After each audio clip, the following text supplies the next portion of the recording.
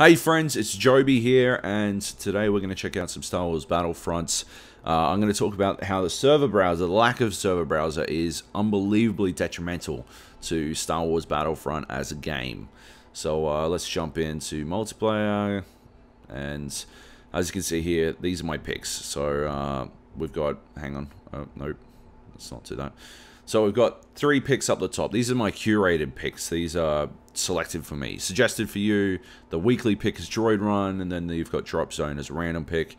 But if you scroll down a little bit, you can see all 9 of the modes that are available in the game are right there, available to you at any time. It's not like you're stuck with these curated picks up the top. But it is a handy way to, you know, do that sort of thing. Anyway, so it's matchmaking now. First thing it does is make sure it's searching in our region, but then it's going to search for games that have players in them. That is the #1 priority for the matchmaking. And then it will search for games that have players of my similar skill level, if they can find scrubs of that caliber.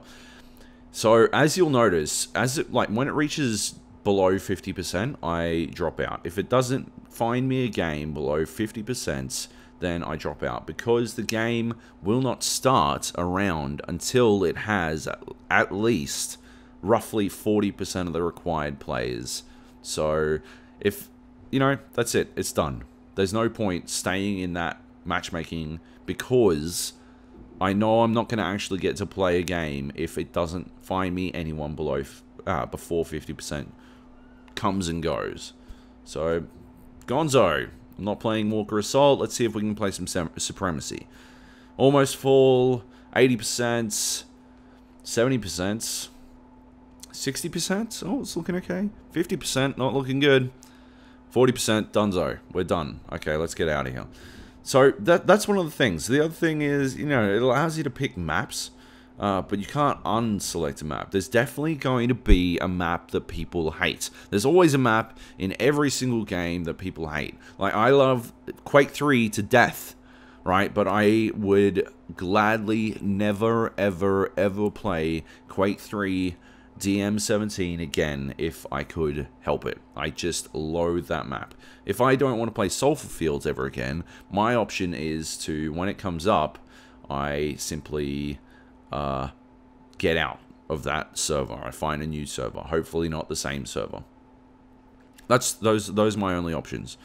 Battlefield 4 had a different Battlefield 4 for all its issues, and it had a lot of issues. It blew the server browser out into a different system. It blew the server browser out into your internet browser, and that was actually a really good idea. Like, it seemed really dumb at the time, but it wound up giving you a lot of tools to search and manage. Ignore my terrible stats, but it gave you a lot of tools to search and manage which server you're going to jump into. So if we expand the rules for this a bit, so we'll make sure it's searching for normal games, and as you can see, there are a lot of servers available. Well, not a lot, but there's some servers available. We're only searching in Oceania. If we jump into hardcore, you can see there are no servers available with players in them, because those are the parameters I selected. But if we search again, hang on, did I unselect hardcore? I think I unselected hardcore. I did. Let's try that again. If we search for, yeah, hardcore servers with 0 players in them, you can see there's no players playing hardcore. Now I know to stop trying to play hardcore, and we will remove the all, and now we're going to just search for servers with people in them. Here are my options. We've got FPSG's Classic Maps Rotation, has 63 players in it. I could play that, or I could play Siege of Shanghai, and I know that there's nearly 10 people, so I'd still get to play a game. Or I could play 24/7 Parasol Storm. If I had rocks in my head, I could do nothing but play Parasol Storm. But that's just not one of the things that you can do in Star Wars Battlefront. If I wanted to play nothing but Parasol Storm, or sorry, if I never wanted to play Parasol Storm, I'd scroll up the top to the map selection, and I'd unselect Parasol Storm. I'd select everything else except for Parasol Storm. But that's just not an option. And one of the other weird things that Battlefront doesn't do is give you any indication of how many people in your region or in your matchmaking pool are actually available to join a game. That's not something that Star Wars Battlefront gives you any sort of vision on. And I think it's awful.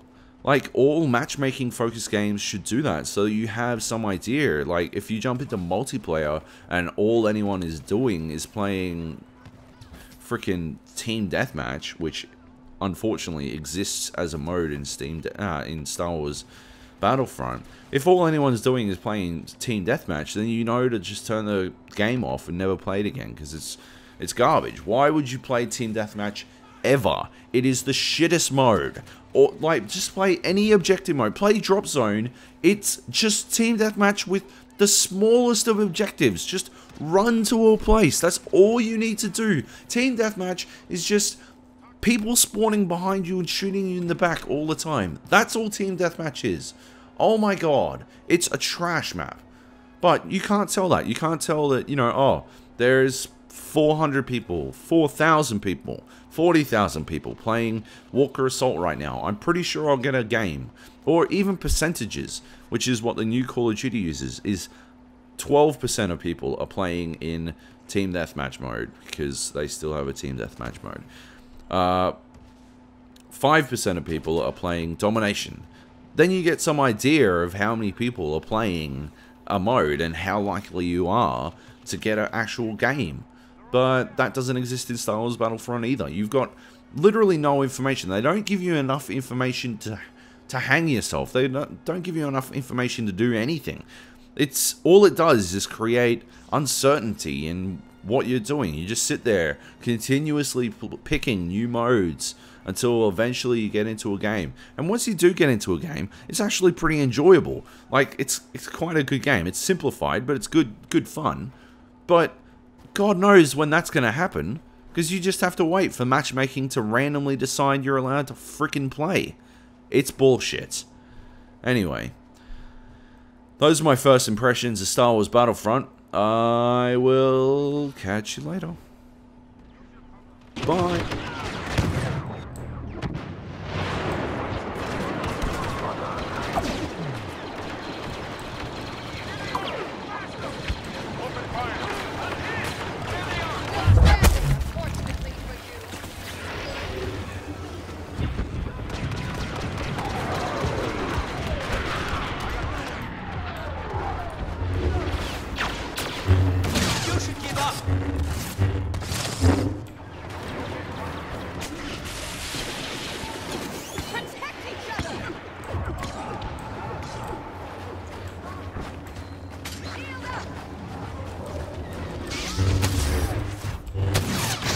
I can help.